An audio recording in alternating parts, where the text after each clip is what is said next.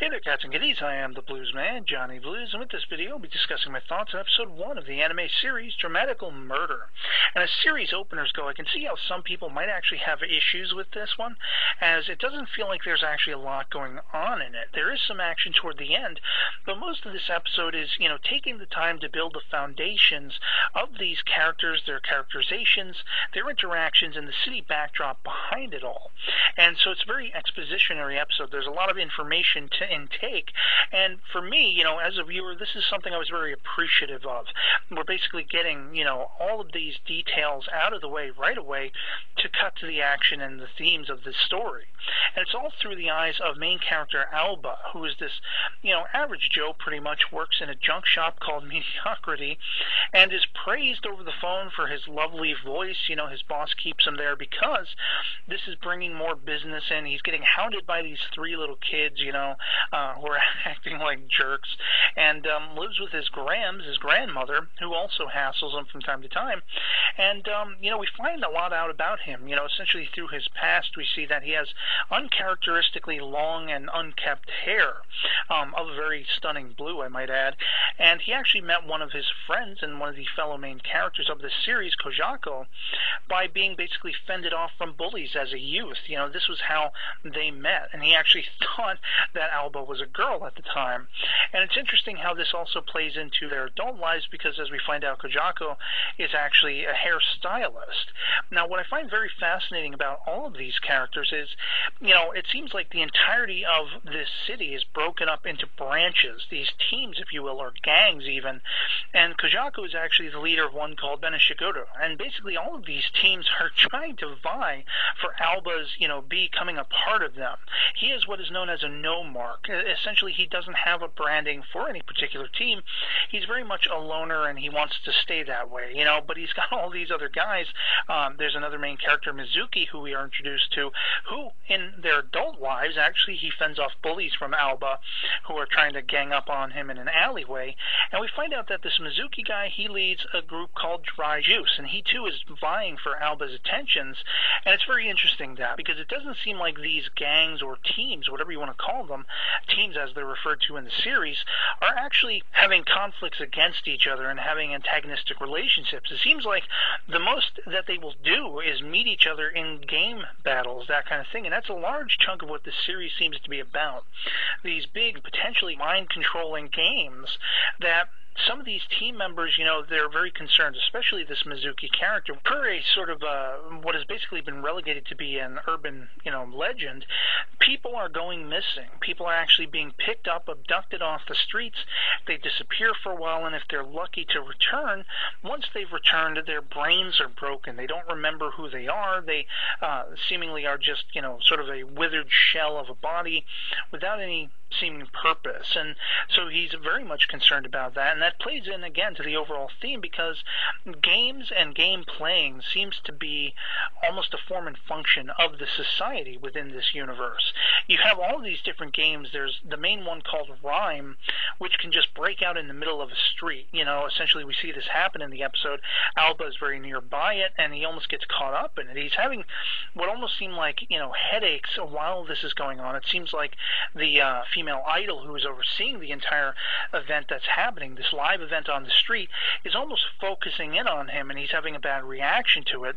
And this is where, of course, we're also introduced to another team, basically led by these two guys who look like twins. You have Virus and Trip, essentially, and they are also trying to vie for Alba's attentions and try to get him to be part of their team, until the entire Rhyme event is actually busted up by this cop, Akshima. And so, basically you see everybody scurry away. Alba takes off running. He runs into this big thug-looking dude who, after he apologizes to, this guy just sort of grimaces at him and then walks over to a motorcycle and drives off. And Alba goes home. He interacts with his granny again, basically, who yells at him for not locking the front door and all this stuff, being forgetful. And he realizes, because he's got this dog, I don't know if this dog is a robot or a sort of, biomechanical, computer system or what have have you, but basically that's what this dog acts like, called Ren. And Ren reminds him, oh, he got an email before he started the day and he had to make deliveries for his job. And this email contains another game file, this old school 16-bit looking game called Silent Oath, very reminiscent to like the old Legend of Zelda from NES. And he basically is just watching this game play itself, seemingly.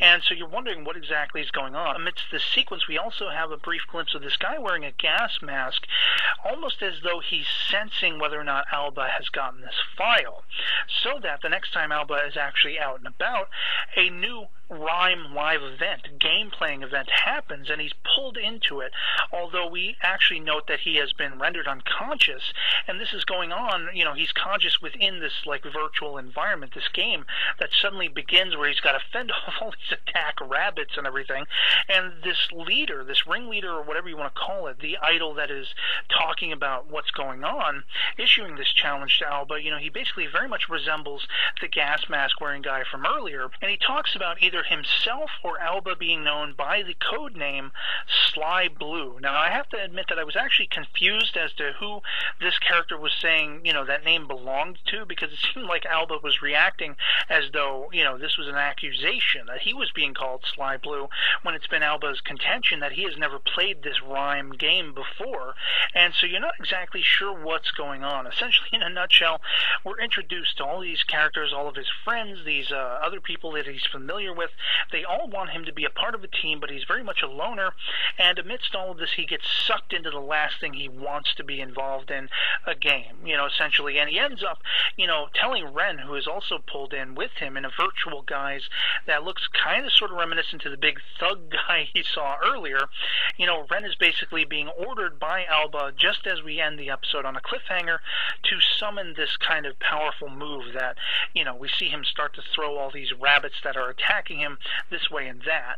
And so, once again, all of this information, you know, is really setting up effectively a very grand and immersive environment. I love the colorization of these characters, how they singularly look, how the backgrounds fit around them, and they're very immersive, as I say. And I love that, I have to add, Kojaku, this hairstylist friend of his, looks very reminiscent to me of Auron from Final Fantasy X, complete with the, you know, sword on his back and the red cloak and everything like that. Just very, very cool, stylized looking characters.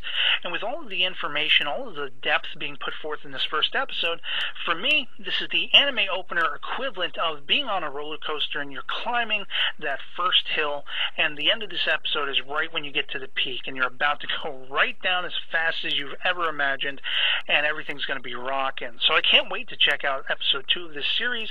I hope it, you know, continues with this level of depth and personality that it has in this opening episode. I really enjoyed it, and so I'd love to hear from you guys in the comments below if you've seen the first episode, what your first impressions of DRAMAtical Murder are.